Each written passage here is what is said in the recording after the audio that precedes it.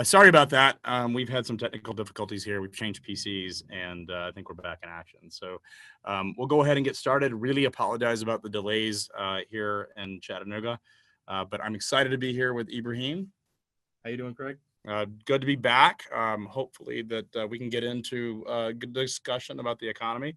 Before we get started, I think it's important to point out that Convoy has sponsored this webinar. We're really excited about the work that Convoy is doing around innovation and focus on some of the new processes in the business. They've got the new detention platform, detention guarantee. They've got the trailer pool that they've rolled out for universal trailer pool, and they also have a product that allows shippers to basically get reverse pricing on transactions that they've done. So we're really excited about what they're doing, and we're excited to be here. So let's dive into the agenda. Yeah, so just a quick overview of what we plan on covering, a quick look at recent economic developments and some of the performance that we've seen in the third quarter, some news on tariffs and the effects that we're starting to see on downstream industries, a quick view on housing and construction, which has been one of the weaker areas in the economy recently, and then trucking capacity and manufacturing, and finishing up with regional trends.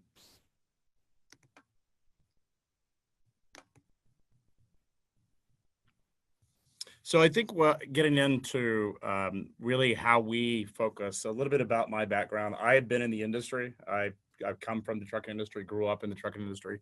I like to say that I have diesel in my blood. And Ibrahim is an economist that came from UPS. You were a senior economist and a PhD. So that's right. So we're excited to be here. I think what really enhances FreightWaves' ability to understand what's happening in the market is a combination of data and tribal knowledge, an understanding of where the market goes by looking at data and what it's telling us about the market, but also combining the instincts of operators to how it really impacts the way that the business operates. So I just wanted to get started by taking a look at the current economic situation. If you look here at the chart, this is quarter over quarter and year over year growth in US GDP, which is sort of a broad measure of economic activity in the US economy. And you can see that the second quarter was a really impressive quarter, right? It finished at 4.1% quarter over quarter growth. That's roughly in line with what I was saying when we met last month. And it's the strongest quarter of growth that we've seen in several years. Looking towards the third quarter, you can see that projecting slightly slower growth, 2.9%. That's slower, but it's not necessarily slow. I mean, keep in mind that like trend growth in the US economy is about 2.2%, somewhere around there. And so to experience these quarters of 2.9% growth, 4.1% growth, it's still a very rapid growth environment for the US economy overall. So why slower growth in the third quarter? Part of it is just, it's coming off of a very strong second quarter that benefited from a number of just one-time events. Like consumer spending in the second quarter had a lot of pent-up demand that was unleashed after a slow start to the year, which helped growth in the second quarter. There was a big boost in exports during the second quarter, which came from agriculture trying to avoid some of these tariffs, which boosted growth in the second quarter. And those things really aren't going to be there in the third quarter. So you're not going to have that same kind of benefit, and that'll bring down growth a bit. But again, just as a reminder, like 2.9% growth is really, it's still impressive. And I would also add that I think inventories are going to add quite a bit of growth in the third quarter as well, which will help boost things. So a quick look at retail spending. This is retail sales in the U.S. economy. And you can see just a couple periods that I have highlighted. There was a of year just sort of after all the hurricane rebuilding, consumers took a little bit of a break. And December, January, February, retail spending was basically flat. And in real terms, it was actually negative. But all of that sort of changed in the second quarter, that you had this early year low and then this surge of growth in the second quarter. And I still think consumer fundamentals are pretty strong in the economy. Job growth is still good. Overall income growth is good, and there's rising wealth in the economy. So that means that retail spending is probably going to continue at a solid pace going forward as well. It may not be as strong as the second quarter, but I still think I would characterize it as strong growth in retail spending. So taking a quick look at labor markets, I have a couple measures of unemployment here. Um, the light blue line is just the headline unemployment rate, and you can see it's at 3.9% now, uh, which is near historic lows. It's not the historic low, but it's very close. And it's kind of been hovering around 4% for the greater part of the last year. Like there hasn't been any major improvements in the unemployment rate overall, which means that basically, like the amount of people that are out of work that are looking for work has stayed relatively constant. But where the real improvement comes is in these sort of broader measures of employment. So here I have what's called the U6 rate, which includes like all these people that are discouraged and stop looking for work, or people that are working part-time for economic reasons and they'd rather be working full-time. And that's where you've seen some actual improvement in the economy.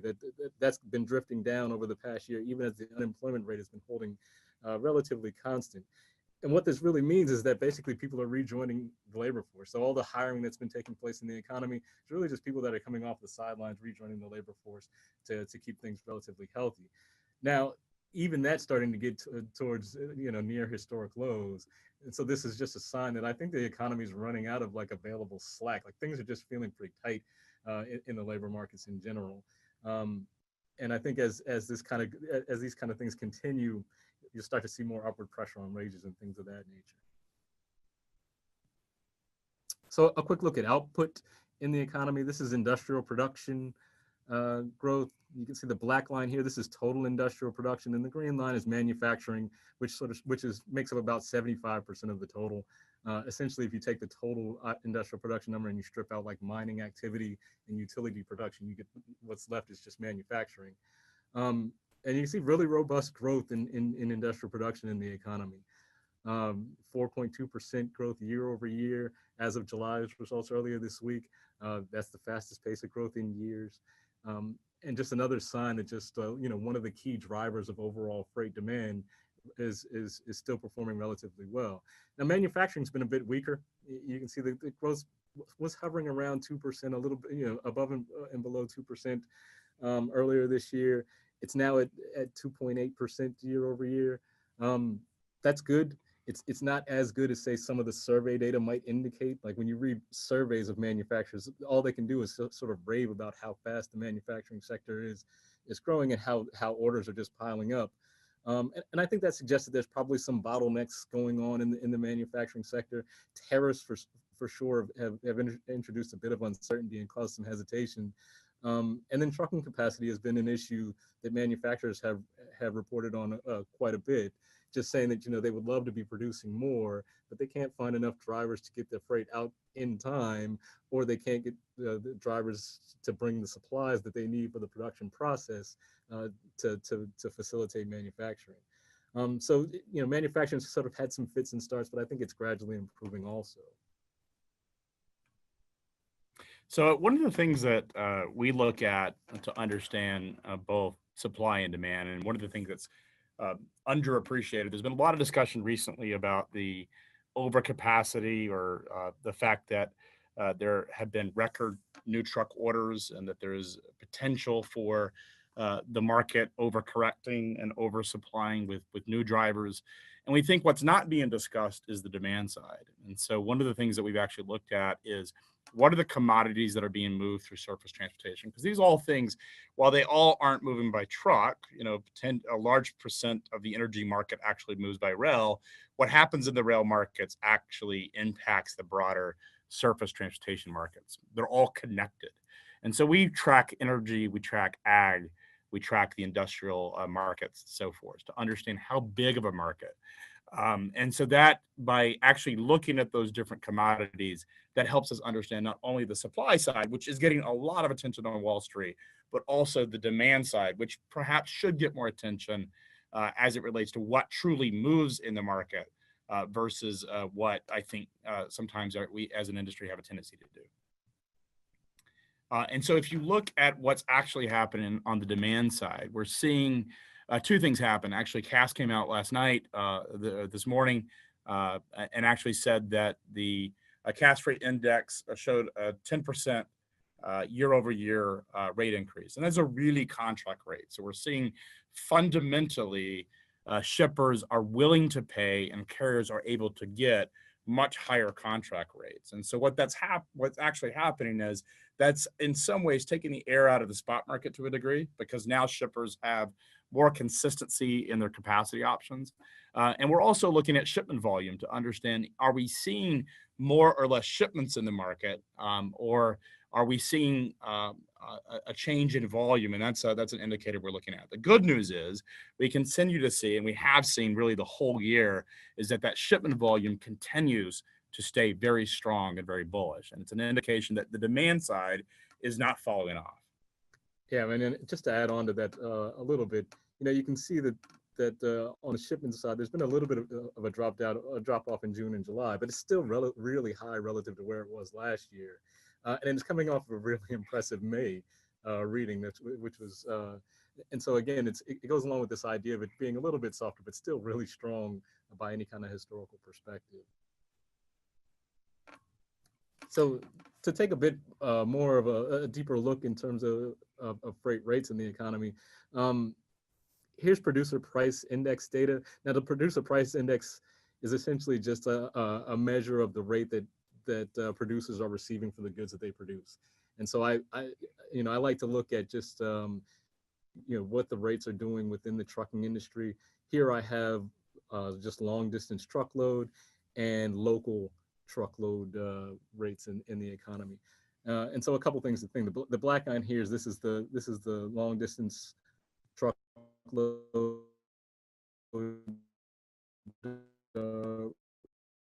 rates and increase. This is a record for producer price inflation within the industry that goes back through the entire history of the index, which begins back in 2003. And so it's no small piece of news to see this rapid kind of pace of rate inflation on the long distance truckload side of things. Now, local trucking rate increases haven't been quite as rapid. You can see 6.6% here.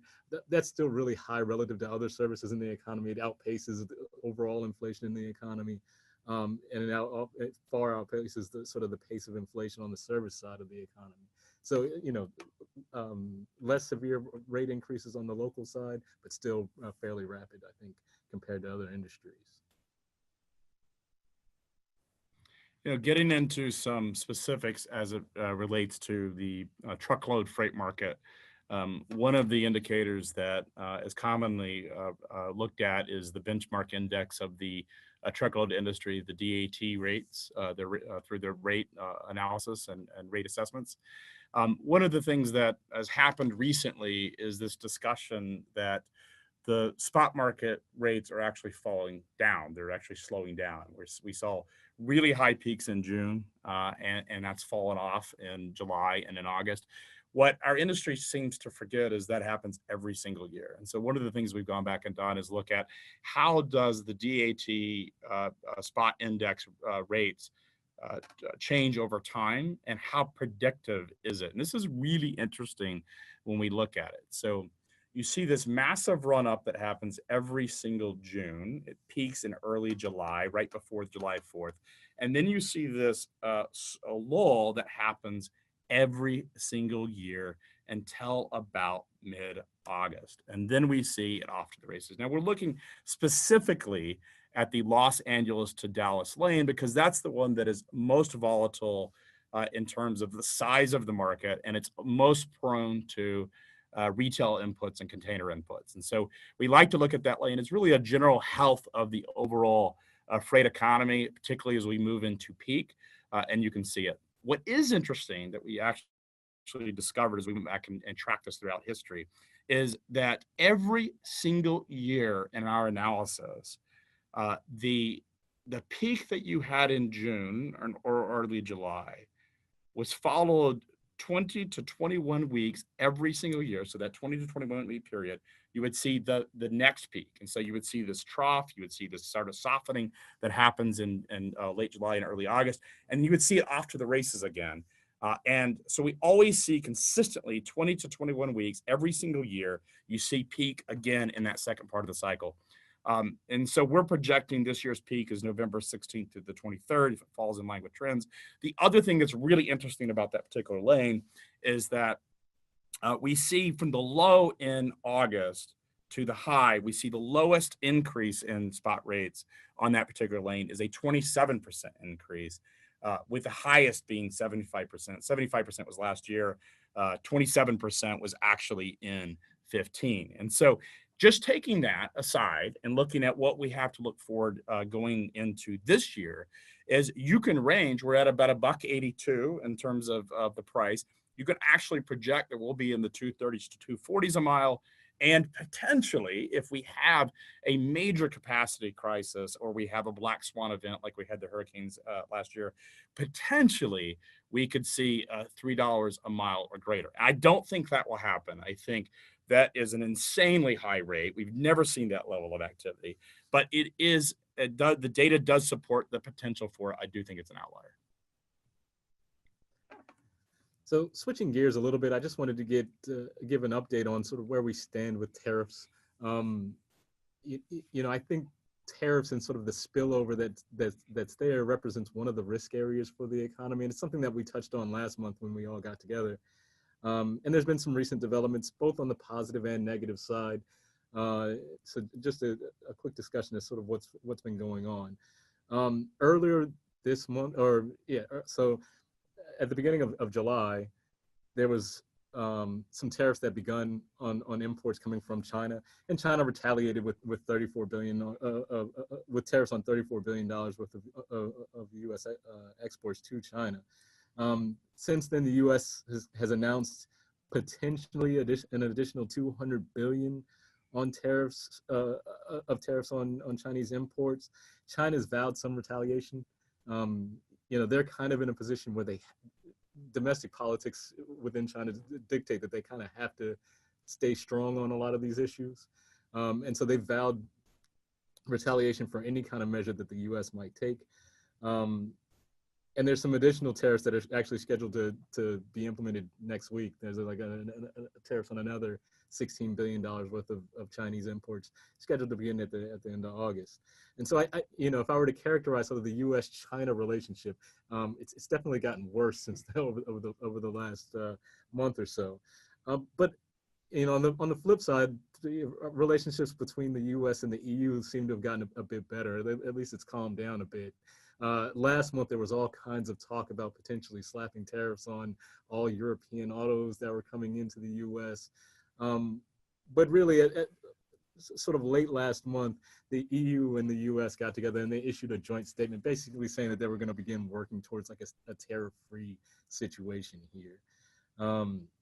So while things with China have gotten worse, I think sort of the tariff situation with the EU has gotten a bit better.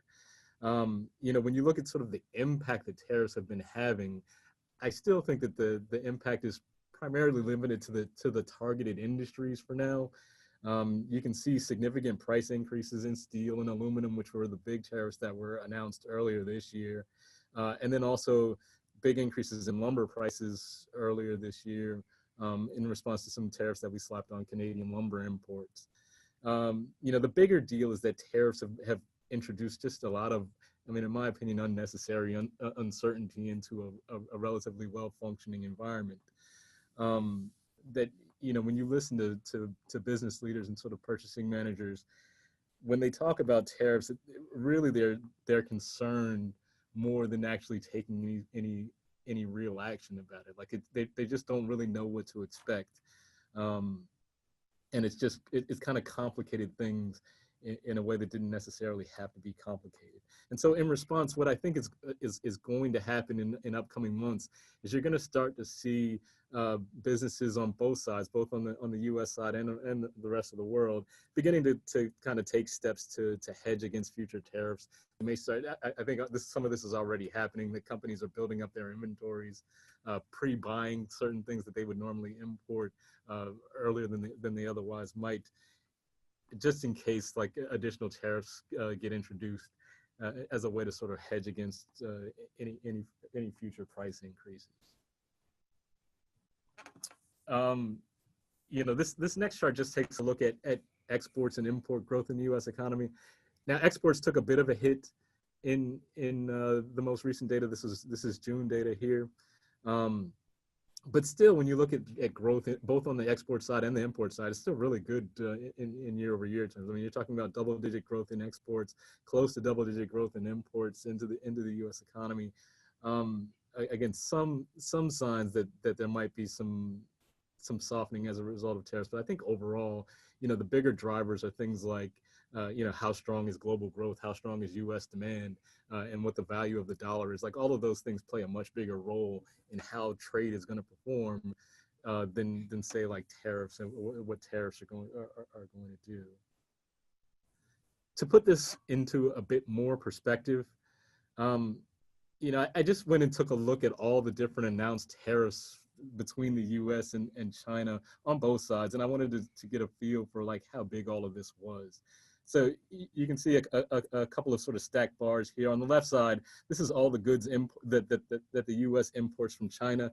The blue here represents the tariffs that are already implemented and scheduled to be implemented as of next week. So this is about $50 billion worth of imports on about $50 billion worth of Chinese imports. Um, the red here represents like the additional 200 billion of tariffs that they've kind of announced but not implemented, and they haven't really fleshed out what those are going to be. So the combination of those two, the ones that are already in place and the ones that have been announced, would make up about half of all the, it would target about half of all the goods that we import from China. So this is a pretty big deal for US and to China movements and those kind of relationships. But if you take a look at the right bar, this is all of the goods that the U.S. imports from the rest of the world. The same kind of bars. There's the $50 billion in tariffs that we've already kind of implemented, and the $200 billion that have been announced, and that makes up less than 10% of all the total imports that the U.S. economy imports in. And it's less than 1.5% of total US GDP. And so when you're looking at just sort of like the direct impact of what these tariffs are going to do, I still think the direct impact is pretty small, right? I mean, on the import side, there's a direct effect of making everything more expensive for people that need to import these things. There's also the retaliatory effect on, on whatever tariffs get implemented on our exports. But I think all in all, it's not a good thing, certainly. It's definitely negative to growth, but it's probably negative to the tune of maybe like 0.1% of GDP or a couple tenths of a percent of GDP when it's all said and done. And if you throw that into an economy that's already kind of overheating or doing really well, performing well above trend, I don't think that it's at least the direct effects are big enough to really be all that noticeable when it's all said and done. Now, what you worry about is what these different spillover effects are, like what happens to consumer confidence, what happens to business confidence, and how that filters into like overall investment and things of that nature. But so far, even those kind of readings, I don't think have shown that much of a tariff impact. So what are the other indicators that we look at? And I think this goes in line with what you've talked about. It also, you can see it in the DAT rate data, is actually looking at container prices out of China into the North American West and the North American East Coast. And what we see is a consistency, and regardless of whether we're going to the West Coast of North America or the East Coast of North America, both indicators are suggesting that freight is still coming across the water, that freight is, that the ship lines still have pricing power in those particular lanes, and they're able to get much higher spot prices out of China into the North American coast. And so looking at that, what we actually see is high prices that have recently heated up, and it really started in early July where we saw a massive acceleration. If you go and look at the North American West Coast out of China, we were around $1,200 per container, and now we're up to about $2,000. So we've seen it nearly double in that time, which is suggesting that there's a lot of freight inbound to our coast. And what we look at is looking at the lanes that should see impact in the trucking market. We've seen LA and the West Coast actually have high volumes, and we're starting to see that cycle through the economy. And so if you actually look at the West Coast lanes, you can see a lot more activity in terms of volume. So one of the indicators that we've created is what we call the outbound tender volume index. And you can see recently that San Francisco saw a surge of activity. You also see that LA has had a surge of activity. So we're starting to see a lot of throughput into the marketplace, and that is much higher than what we saw earlier this year. So a lot of volumes continue to pump through, and we're seeing that cycle throughout our freight economy. What that will mean is that prices will have some firming, and we're starting to see that spot rate start to accelerate through the end of the year. The other thing that's less appreciated in the freight market, but we touched on it last time, is the actual impact of diesel prices, or the actual, I should say, the oil prices.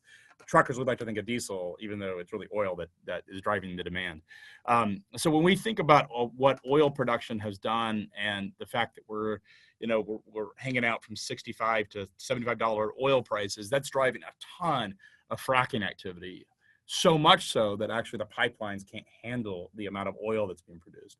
And that is, the demand is then driving a lot of freight in our economy. We mentioned earlier that 31% of all surface transportation demand is actually related to energy. And as we see higher energy prices, we will see more freight demand. And it should not be just the products that are hauled for energy related, hauling oil and oil byproducts, but it's the dollars that come into our economy that create demand throughout the U.S. economy.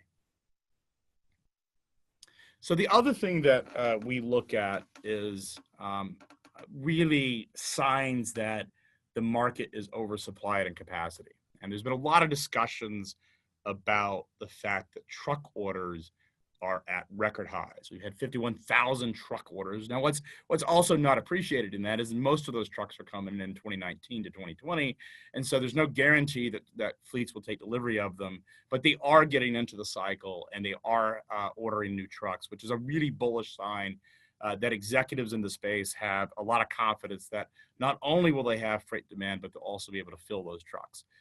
What isn't as appreciated, and so the concern that a lot of Wall Street traders have and people in the market is, we've seen this cycle before. As soon as you see a run up in truck orders, then that you get into an oversupply situation, and then you see the market kind of collapse again because a function of supply and demand where you're oversupplied. One of the indicators we look at, which we think of it as a sort of a canary in the coal mine to actually tell us whether there is some fundamental softening in the market, is really related to used truck prices. Now, it is a leading indicator, and we look at, we cycle 3, 4, and 5 years to look at a rotating cycle in those bands, and we say, are we seeing early signs that used truck prices are dropping off? Because if there's a lack of freight demand, that will be one of the things that drops off, and we're not seeing that. In fact, what we're seeing is that we're still near the bottom.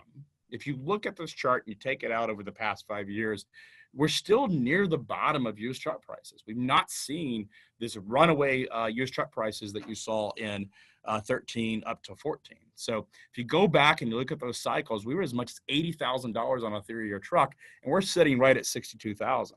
Now that's a little bit more than 56, but we're not nearly at a point where it looks as if there's a lot of demand for used trucks to the point that a lot of new capacity is coming into the market. So I'm not worried right now about the market being oversupplied with small operators. It does not appear that we're in a situation where that's actually taking place. A lot of those new truck orders are larger fleets that are just looking at more fuel efficient trucks. They're also, when you have a driver shortage, what they also do, they buy new trucks because drivers want to be in a new truck. They don't want to be in a truck that's been driven by somebody else. And so they do it as a retention and recruiting offering. So the other thing that we look at is really interesting is, and we've just created this outbound tender volume index, which is an indicator, is really an index that tracks the entire market, total volume of electronic tenders in the market. And what we're trying to understand is, what is the correlation between high volume and tender rejections? And they're not as tightly correlated as what we would have instinctually thought. What we have realized is that when you have high volume and you have high volatility in volume, you will see tender rejections go up. But because the capacity in the trucking market is nomadic, and because the trucking industry in many ways is able to, throughout the industry, is able to address those shortfalls. They're able to actually absorb localized tension. And so as volume goes up, that does not necessarily mean that rejections go up. And so what we do see, though, is if you see high rejections in specific markets, that's an indication that something is more localized, and we're starting to see that. And so if we go, actually, we'll talk about that in a second. So Yeah, so I think one of the themes that you can kind of pull away from all of what we've been talking about is just that I think that when you look at sort of the things that drive freight demand, in general, things are very positive. Despite the different kinds of concerns that are out there, growth has been good throughout this year, and I think throughout the third quarter and the rest of this year should continue to be fairly solid. That doesn't necessarily mean that every sector of the economy is firing on all cylinders. One of the weakest areas of economic performance so far this year has been housing. It's a little bit puzzling because at the start of the year, I think the thought was that housing was finally ready to take off, that you had decent job growth in the economy and rising income, which was helping to support housing demand. But when you look at housing starts and housing sales, it's disappointed quite a bit throughout the course of the year. There's been some slight acceleration, but not far below what expectations were headed into the year. When you look at the housing start side of the market, which helps drive freight demand in a number of ways. For one, you have to get all the construction materials to build these houses to the lots. But also, normally when you have housing starts, you also get purchases of furniture and things like that to help sort of furnish new homes, and that also drives freight demand. And when you look at sort of housing start performance, it's been very disappointing. You can see there's like a gradually accelerating trend that dates back to say 2011 or so. But when you look at 2018, it had been essentially flat throughout the early part of the year, and then it sort of fell off of a cliff in June. And July's numbers came out, I believe, this morning, and it fell even, it fell well below expectation. There was no significant rebound this morning. And so, it's sort of a question as to what exactly is going on with housing, because the demand does seem to be out there. There's a couple, sort of significant problems going on within the housing sector. Number one, lumber prices had been increasing fairly steadily throughout the early part of this year. They peaked sometime in June. They've come down a bit since then, but earlier this year they were kind of soaring. Now, part of this was Canada had some supply shortages, some supply constraints on their own. But the other part is sort of what I mentioned earlier about tariffs, that the U.S. slapped some tariffs on Canadian lumber, and that helped drive housing, sort of lumber prices even higher.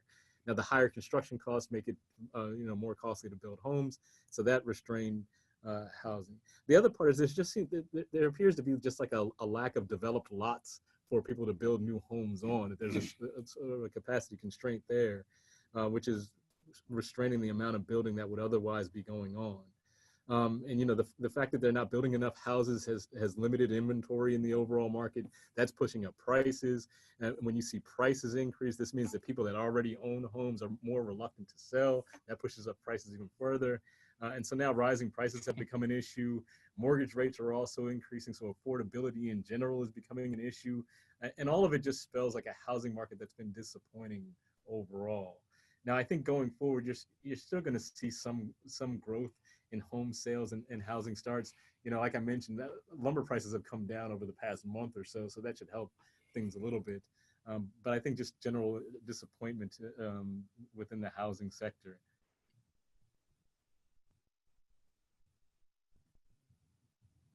So we can talk about trucking employment? Yeah, sure. So one of the things that we like to keep an eye on as it relates to capacity overall in the market is just the number of hires that have been going on within the trucking industry. And you can see here, this is the past few years of trucking job employment in the economy. And it was flat for a number of years. That when you look at 2015, 2016, 2017, the number of employees kind of bounced around, but it stayed roughly flat at about 1.45 million trucking employees. But over the past several months, you've seen significant improvement. And this is a sign, I think, that the capacity is starting to return to the market. The rate of job growth within trucking is faster than the overall economy, which means that we're actually sort of gaining some ground here. Um, I just don't think the capacity is necessarily returning fast enough. Especially when we look at like the good side of the economy, we just need more hiring to take place than what's been going on. Yeah, so one of the we talked a little bit about the volume. The other thing that we're interested in is what parts of the actual freight market drive market share. So we've created the outbound tender market share and are able to track demand per market on a percentage basis. Atlanta was actually on this chart because Atlanta is the number one market. Atlanta is about 4.5% of all freight volume originates in Atlanta and in and around Atlanta. Unfortunately, it doesn't look very good on this chart because Atlanta really offsets it. But what you are looking at is Chicago at 2.81%, LA at 2.13%, and Dallas at 2.05. So you're seeing a lot of activity happening in those markets. You're seeing those markets represent important elements in the overall freight economy. And you are seeing a lot of activity concentrated in those markets, and as those markets move, the entire market moves. One of the things that we have been watching with interest is this idea of the correlation of volume and high rejections. And as we mentioned earlier, they're not as tightly correlated as what we originally had expected. But what we do see is certain fundamental things happen in specific markets. So this is actually a chart showing where you've seen rejections. So the blue line is the total amount of rejections, and then the volume line is the green line. So you're seeing that as the rejections increase, it's really related likely to intermodal traffic. And so you're seeing containers flow into Chicago, but the market in Chicago is not able to actually absorb those container flows, and that's creating some market disruptions. The other thing that we've looked at is, and this is going back to tariffs, one of the commodities that the Chinese have really attacked is they're trying to hit Donald Trump's core voter. And they think that the agricultural farmers, and that's really what the Chinese consume from us in terms of what's produced, the core farmers are really what they're trying to go after. And so they've attacked a lot of products. This is actually specific to cherries.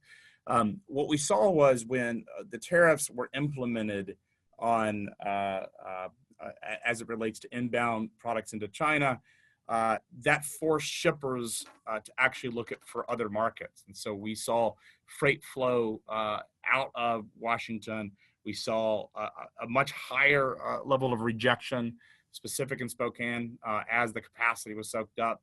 And what happens with these produce commodities is that shippers are forced to take them where they're at. They have a very short life cycle.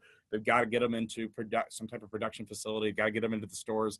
And so if you can't take cherries and put them on a boat, you've got to take them through the broader economy. And that's actually driving a lot of localized activity that's kind of unusual in those markets. One of the other things that I think we'll see, and this will play out a lot over the next couple of weeks, if not longer, and hopefully not longer, is the idea that the agricultural markets are so significant on surface transportation. And because we have a drought in the West, that's actually creating a significant amount of crop disruptions and agricultural disruptions. And so because of that, and because of the heat and because of the drought, we're seeing less crops and produce produced, and therefore you'll actually see lower volume. Now that actually might sort of mitigate when we talked about the potential of this massive run on prices off the West Coast during peak. You actually might see some degree of mitigation because there'll be some blacks in the overall freight economy.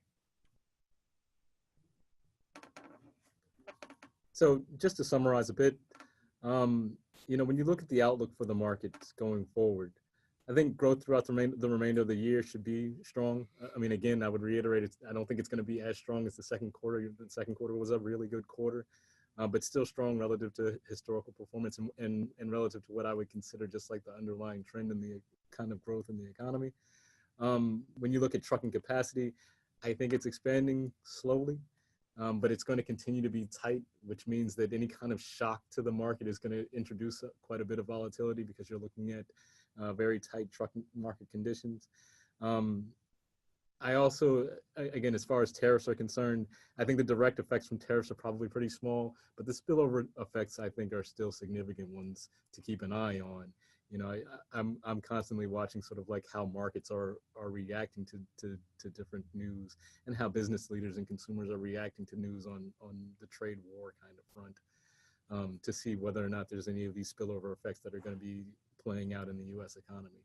But I think just the direct effect of these things are actually fairly small.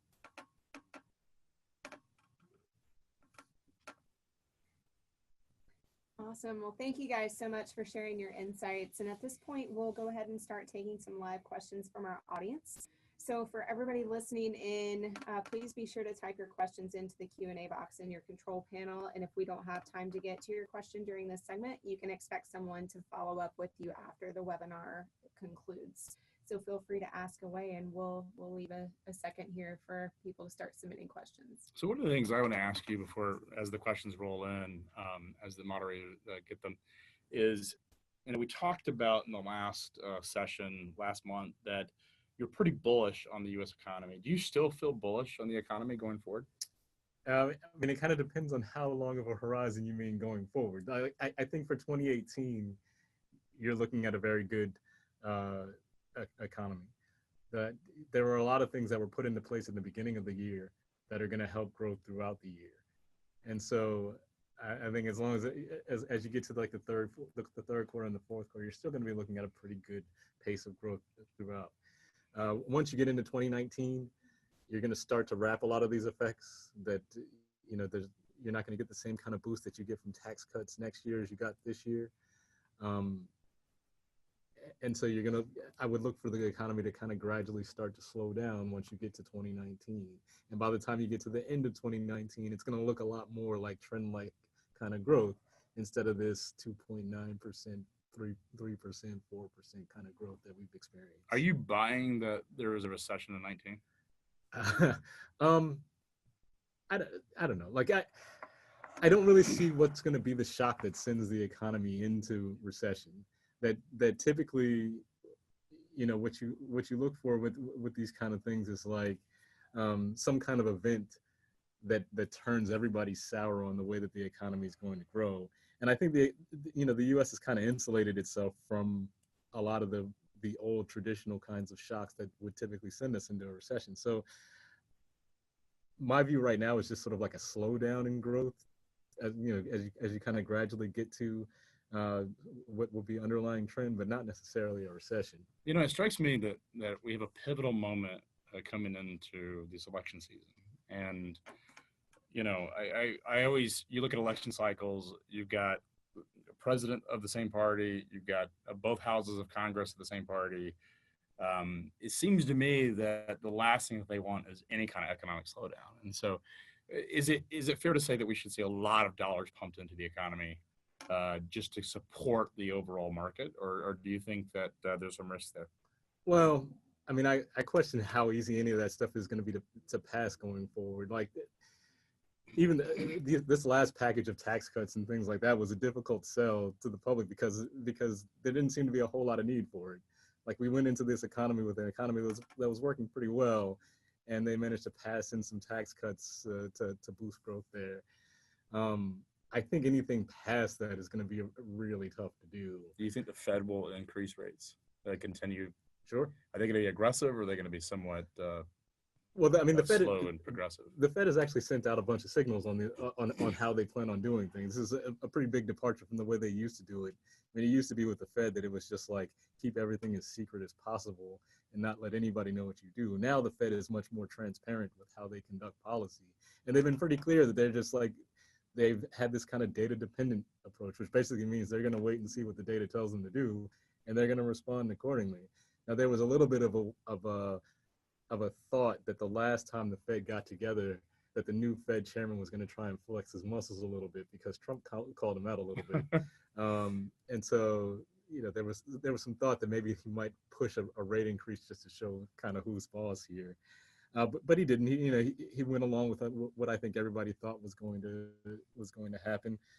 And I would imagine that they continue down this kind of path. That when they see inflation pick up, they'll they'll get more aggressive if need be. But until then, they're going to keep on their pace. Awesome. And we do have some questions rolling in, so everybody feel free to keep those coming. First question, where and when do we expect to hit the consumer spending ceiling? Will producers and manufacturers respond to the increase in transportation spend by raising prices, i.e. General Mills? So that's two questions. That was a very direct question. Yeah, on the consumer spending side, I've always kind of held this idea that consumer spending, as long as job growth is okay, consumer spending is going to be okay. So with the hiring going at a pretty decent pace, I think consumer spending is going to be fine. I'm a little worried about inflation. It's picked up a bit over in the past couple of months, but I also kind of expect that wages are going to begin to pick up in the next couple of months as well. So I think consumer spending is probably going to be fine. The second part of the question is how businesses react to these rising costs is a more interesting one. It really depends on the producer. I think some producers are going to be better able to pass on their costs to others. I think, for example, like retailers, they have a hard time passing off costs to anybody because everybody can kind of go online and find what the best price is and price shop very easily. Other kind of producers, they're a lot. They have a lot more pricing power. If you sell like a unique kind of good, you can pass on things a lot more easily than if you sell some kind of commodity. It strikes me interesting that General Mills is specifically called out because when I look at food products, particularly packaged food products, they're not really, and this isn't anything against General Mills, they're not. I mean, that's not a huge part of discretionary income. So it strikes me as that the only time we see kind of a migration from these, let's say, high quality or well represented brands to the generics is when the economy is really, really bad. Sure. Whereas, my box of cereal going from $3 to $3.50, I mean, do you see that actually having a big impact or?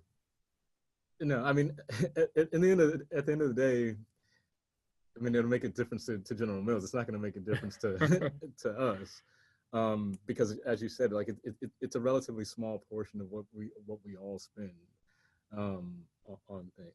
Yeah, we did see that General Mills reference, but that's really a transport cost, really cost of goods sold related to it. And I think what you've seen, if you go back and actually look at the food shippers and companies that are heavily involved in anything that's commoditized is actually where you see transportation costs really take a big impact on their business. And so we mentioned earlier that something like 87% of all goods are what you classify as a hedgeable commodity. And if you look at the contracts, energy, food service, that's where freight costs actually have a much greater degree on the cost of goods sold than you see.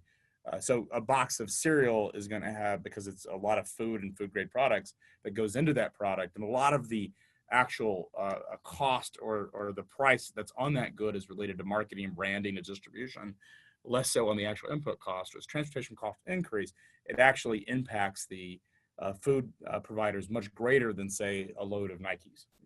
Nike can absorb a lot of that transportation cost, whereas companies in the food services and energy are actually much more prone to it.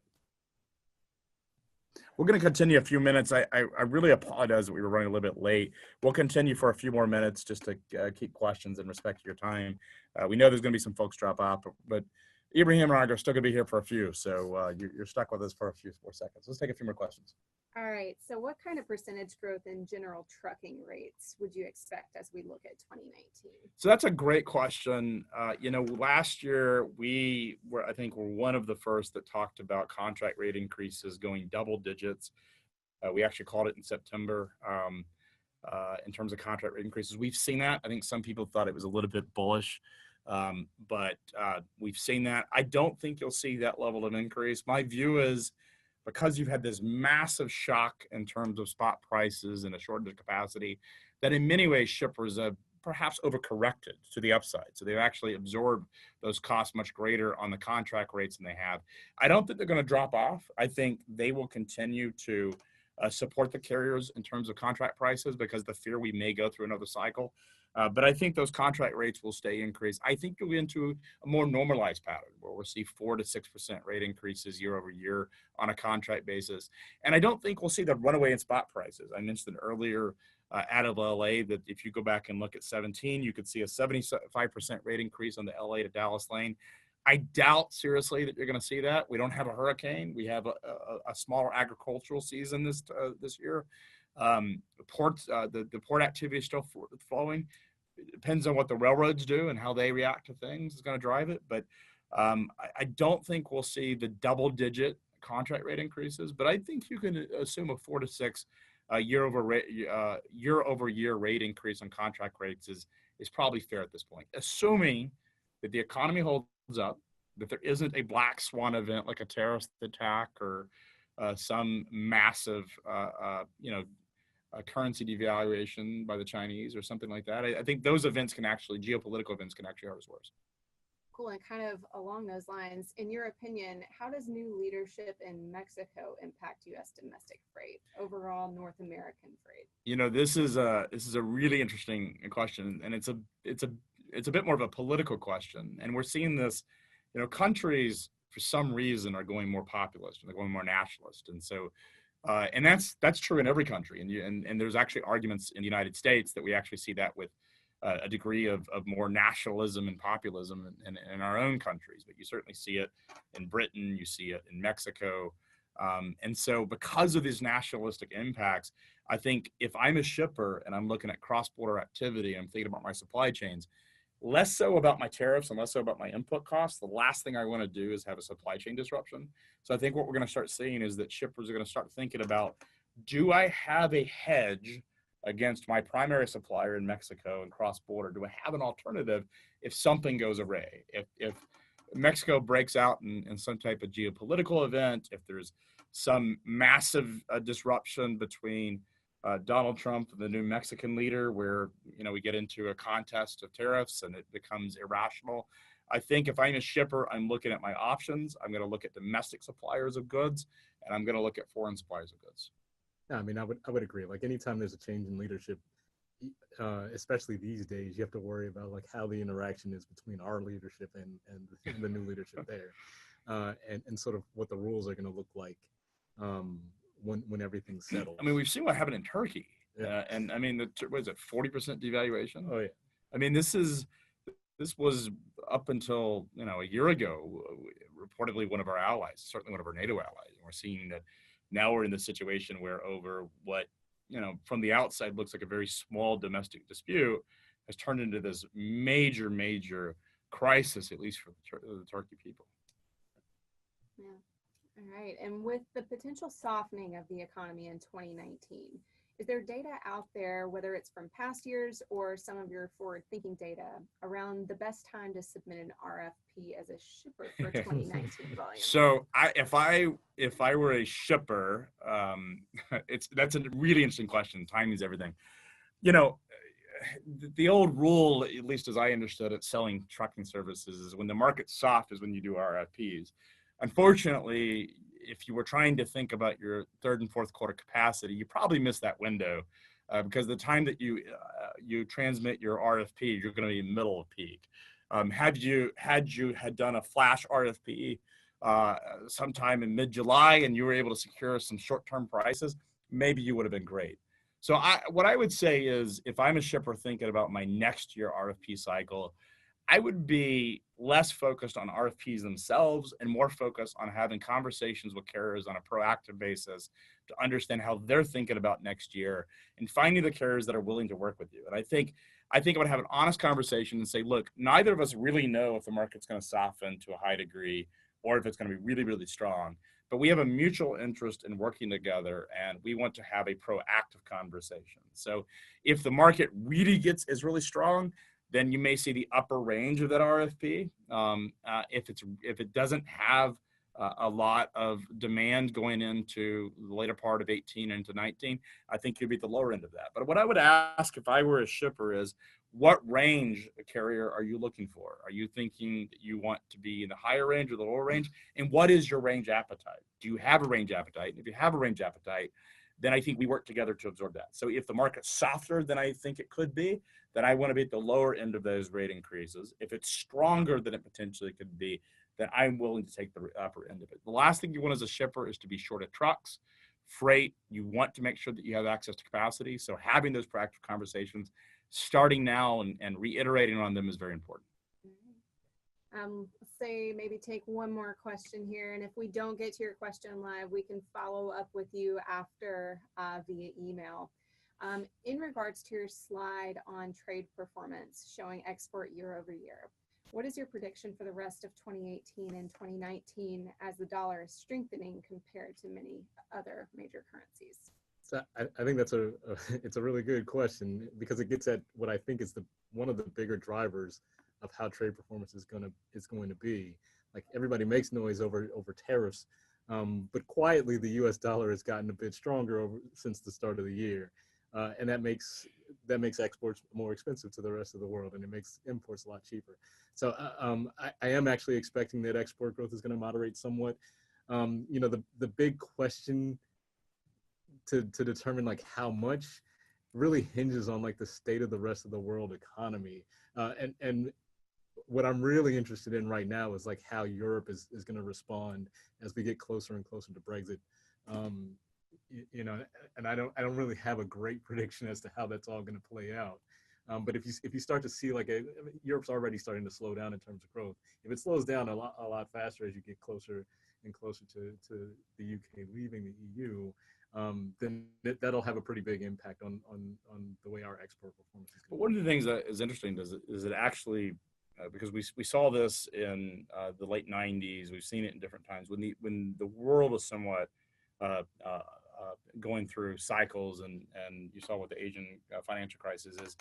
It didn't have that big of an impact on our domestic markets. In fact, it actually increased capital flows and investment in the United States. And so as long as we're viewed as and I use that term loosely, as long as we're viewed as the safe haven for investors, do you think that some of these disruptions like we saw in Turkey actually could play to our advantage?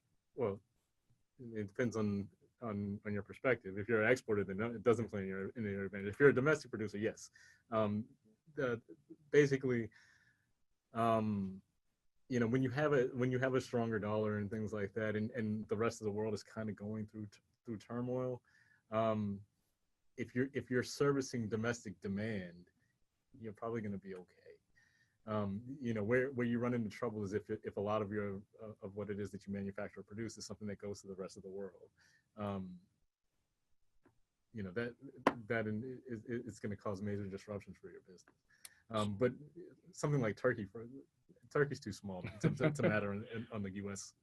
Side of things. Like, that's a big deal for Turkey, but it's a blip for the U.S. economy, I think, overall.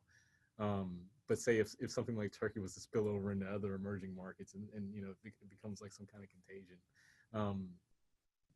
Again, if you're a company that does a lot of things that where exports is a big portion of business, then it becomes a pretty big deal. So I guess, we always talk at the end kind of what we learned, the things that I hear you talk about that makes me think as a trucker. You've talked about exports and kind of what the view of it is. But if I take anything from this conversation, is that because of the disruptions around trade and the disruptions around exports and potential disruptions of the global market, U.S.-based shippers and U.S.-based retailers are going to start thinking about, what are my more stable sources of supply? In other words, do you think we see a fundamental shift in how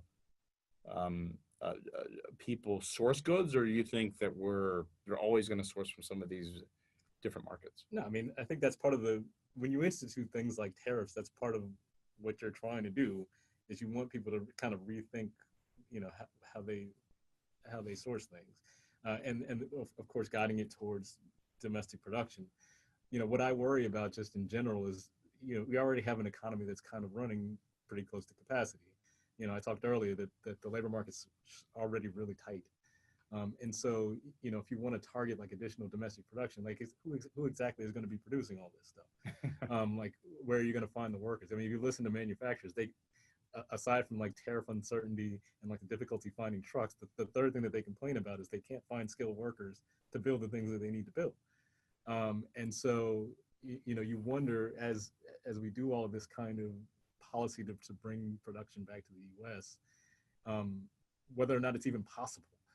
like whether or not that's something that's even like a feasible goal for an economy that's already running pretty close to capacity. So one of the things that Zach and I were talking about earlier today is the fact that in some ways this really high cocaine fueled spot market that we saw in the first half of the year actually was great if you're running spot market rates, but in some ways it actually hurts the stability of the freight market long term because it slows things down. And what you want is a steady growth. Investors are freaking out because we're not on these high cocaine highs, but those weren't sustainable anyways. And so, I mean, do you think that's a fair statement? I mean, someone mentioned General Mills on the call. I think it was Chris that talked about General Mills being impacted by freight costs. You see it throughout the board. Those aren't sustainable. And so now are we in a point where the market is much more stable than it has been? And do you think that will actually you think the economy can kind of absorb this new transportation cost? That's a complicated kind of question.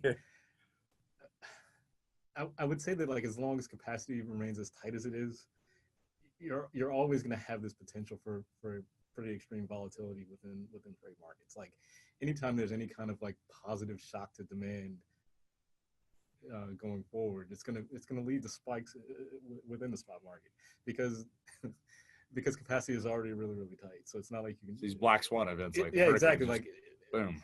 Exactly, and I mean, and really, it was those kind of black swan events that brought a lot of these issues to the fore. Like I wouldn't have called ELD's black swan. That was no, but the hurricanes, for example, last year, yeah, like when everybody had to rebuild for the hurricanes, and they realized that like capacity was pretty limited for trucking, and it caused some spikes in rates there. Yeah, and so like I think as long as that's the case, you're always going to be prone to those kind of spikes.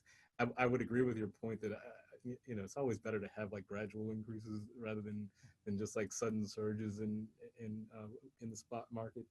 But yeah, I mean, I just view it long term as being like an issue that's relative to like how tight capacity just is in general. Well, we really appreciate you, Bream. I really appreciate your time, Mary. I really appreciate your time. I think that wraps it up. I really apologize for the technical difficulties that we had. We will fix that and address it. I'll take responsibility for it. I had a new computer that wasn't tested out, and I do apologize. And we will resume next month. Really appreciate Convoy. Appreciate the folks here, and look forward to connecting with you guys next month. Yeah, and just a quick reminder to everybody that's still listening in that MarketWaves 18 is happening on November 12th and 13th in Grapevine, Texas, and you're not going to want to miss it. So if you want to view our agenda or our speaker lineup or register for that event, please visit freightwaves.com/MarketWaves18. Thank you all again for being here, and thank you to Craig and Ibrahim for sharing your insights with us today. Thank you for attending. See you next time.